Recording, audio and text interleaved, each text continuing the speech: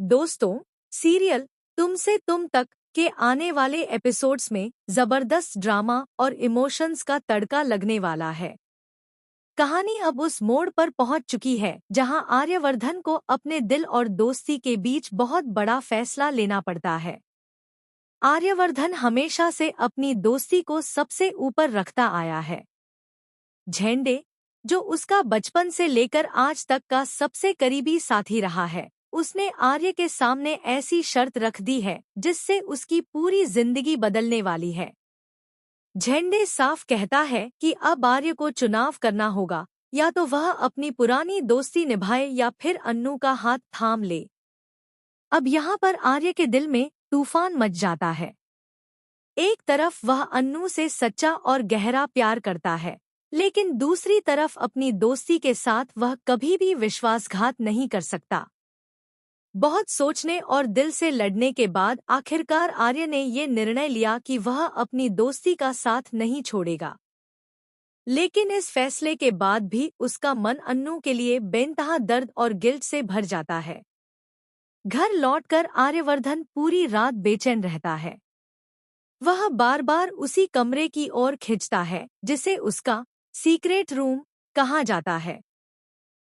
इस कमरे में उसकी बीती जिंदगी की सारी यादें कैद हैं। लेकिन इस बार वह वहां जाने के बाद कुछ और ही ठान लेता है। आर्य तय कर लेता है कि अब इस कमरे को हमेशा के लिए बंद कर देगा। आखिर क्यों? दरअसल इस सीक्रेट रूम में उसकी पहली पत्नी राजनंदिनी की यादें संजोई गई हैं। दीवारों पर उनकी तस्वीरें, उनके साथ बिताए हर पल की निशानियां और वो सारे कागजात मौजूद हैं जिनसे आर्य हमेशा अपनी पुरानी जिंदगी को दोहराता रहता था।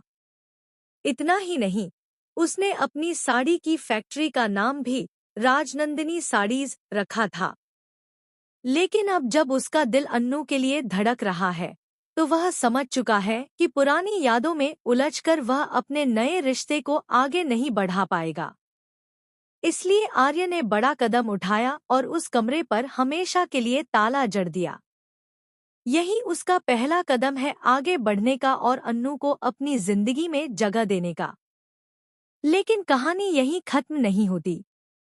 अगले दिन ऑफिस में एक नया मोड़ आता है। अन्नू, जो दिल ही दिल में आर्य से नाराज है, उससे बिल्कुल भी बात नहीं करती। उसकी खामोशी और गुस्सा आर्य के लिए और भी दर्दनाक साबित होता है। लेकिन तभी मीरा, जो हमेशा से अन्नू को नीचा दिखाने की कोशिश करती रहती है, उसे एक बड़ा और मुश्किल टास्क सौंप देती है।